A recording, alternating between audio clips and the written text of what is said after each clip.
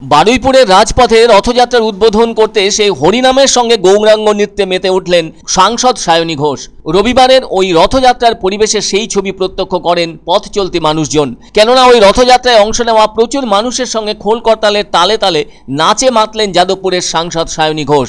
তবে ওই রথযাত্রার আয়োজন করেছিল বারুইপুর পদ্মপুকুর ইয়ুথ ক্লাবের সদস্যরা।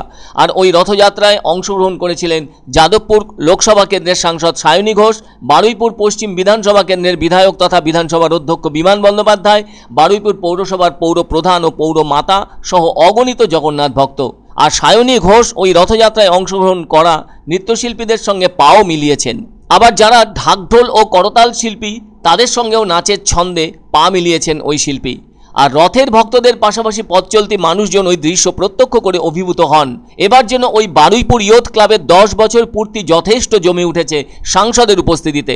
তবে এবার তাদের রথযাত্রায় যথেষ্ট ভিড়ও লক্ষ্য করা যায়। সেই সাথে আবহাওয়া মোটামুটি ভালোই ছিল।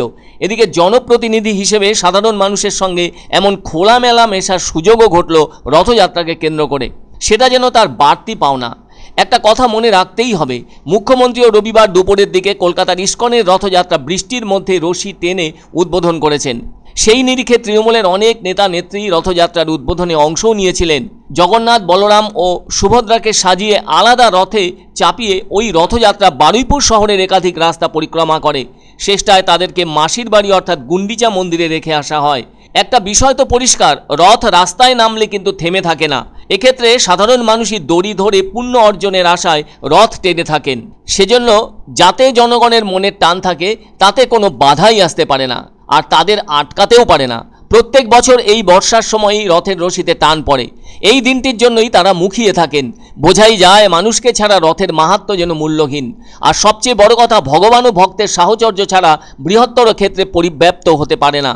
তাই ভগবানেরও যেমন ভক্তকে প্রয়োজন, তেমনি ভক্তেরও ভগবানকে প্রয়োজন। এমনই লীলাক্ষেত্র যেন মায়াময় হয়ে ওঠে। তা সে পুরীর জগন্নাথ ধামই হোক আর মাহেশের রথই হোক, সবেতেই কিন্তু গুরুত্ব এক, সবেরই মাহাত্ম্য অভিন্ন। ভগবান নয় যেন মনের মানুষকে দুহাতে রশি দিয়ে রশিতে টান দিয়ে তার আপনজনের বাড়িতে দিন সাতেক থাকার জন্য এমন আগ্রহ জেগে ওঠায় খুশির পরশ দেখা যায় সকলের মধ্যে। আসলে জগন্নাথ বা শ্রী চৈতন্য মহাপ্রভু তো মানুষের ভেতর ভেদ দেখতে ভালোবাসেননি।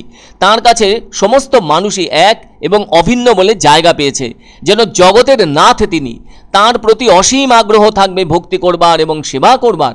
আবার কথিত আছে, কোনো ভক্ত জগন্নাথের রথ টানলে তার আর পৃথিবীতে ফিরে আসতে হয় না, যাকে বলে জন্ম মৃত্যু চক্রে ফিরে যেতে হয় না। অনেক কথার পর বলতেই হয়, ঈশ্বর কারো প্রতি বৈষম্য ছাড়াই সবার কাছে উপস্থিত হন। তবে এখন তো রথের উদ্বোধন উপলক্ষে রাজনৈতিক ব্যক্তিত্বদের উপস্থিতি আলাদা মাত্রা পেয়েছে। সেই সাথে দেখা যাচ্ছে জনপ্রতিনিধিদেরও।